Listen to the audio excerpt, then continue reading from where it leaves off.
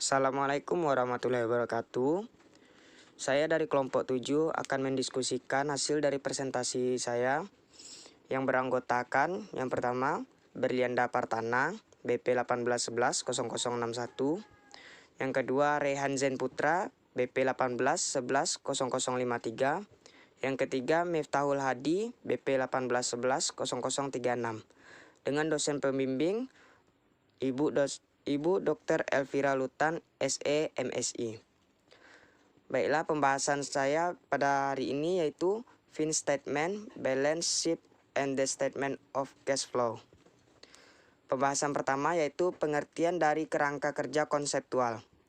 Kerangka kerja konseptual adalah suatu sistem koheren yang terdiri dari tujuan konsep fundamental yang saling berhubungan yang menjadi landasan bagi penetapan standar yang konsisten dan penentuan sifat, fungsi, serta batas-batas dari akuntansi keuangan dan laporan keuangan.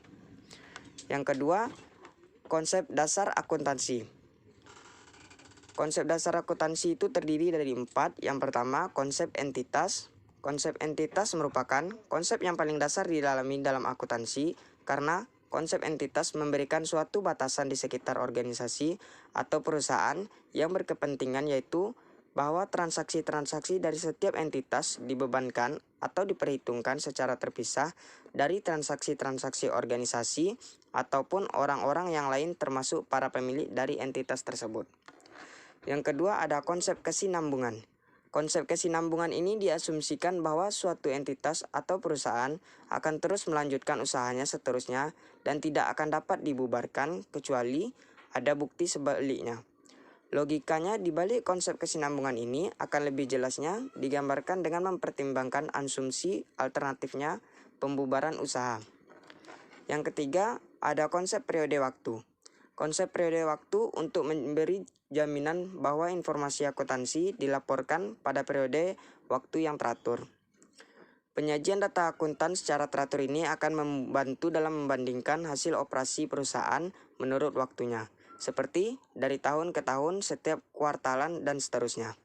Yang keempat, konsep satuan moneter stabil. Unit moneter adalah peralatan utama dalam pengukuran aktiva. Pengukuran ini menggunakan uang sebagai denominator umum dalam transaksi-transaksi usaha. Konsep satuan moneter stabil ini memberikan suatu basis yang teratur dalam memperlakukan nilai-nilai sisa yang digunakan dalam laporan keuangan tersebut. Selanjutnya akan dibacakan oleh Rehan.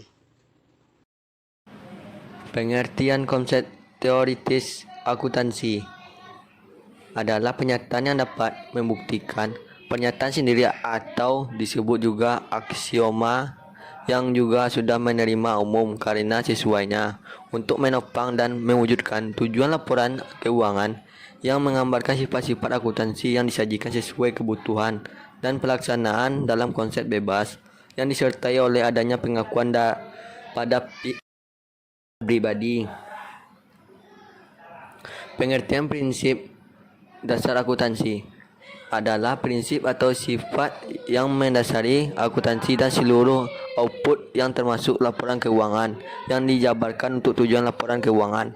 Postulat akuntansi dan konsep teori akuntansi merupakan sifat dan kualitas dasar akuntansi keuangan yang menjadi dasar dalam mengembangkan teknik prosedur teknik akuntansi keuangan yang dipakai dalam menyusun laporan keuangan. Pengertian standar teknik akuntansi adalah aturan khusus yang dijabarkan dari prinsip dasar akuntansi yang mengatur tentang bagaimana standar perilaku pencatatan dan laporan terhadap semua transaksi atau kejadian-kejadian tertentu yang dialami oleh suatu lembaga, organisasi, atau perusahaan. Inilah yang sebenarnya menganggap oleh GAAP, APB, FAS, STEMIS, PAI, atau PESAKA. Baik, selanjutnya kerangka kerja konseptual menurut FASB. Kerangka kerja konseptual atau conceptual framework didefinisikan oleh FASB sebagai a coherent system of interrelated objective and fundamentals that is expanded to learn to consistent standards and that principles the nature, function, and limits of financial accounting and reporting. Kerangka kerja konseptual adalah suatu sistem koheren yang terdiri dari tujuan dan konsep fundamental yang saling berhubungan dan menjadi landasan bagi penetapan standar dan konsisten dan penentuan sifat, fungsi, serta batas-batas dari akuntansi keuangan dan laporan keuangan. Selanjutnya, kualitas sekunder. Ada dua. Yang pertama, keberdayaan bandingan.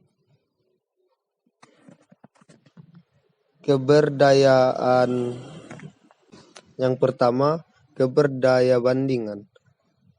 Informasi akuntansi akan lebih bermanfaat jika dapat dibandingkan antara satu perusahaan dengan perusahaan yang lain dalam satu industri, perbandingan horizontal, atau membandingkan perusahaan yang sama untuk periode yang berbeda atau perbandingan vertikal. Jadi, diperlukan standar dan ukuran tertentu. Yang kedua, konsistensi. Sebuah entitas dikatakan konsisten dalam menggunakan standar akuntansi apabila mengaplikasikan perlakuan akuntansi yang sama dengan menjadikan serupa dari periode ke periode.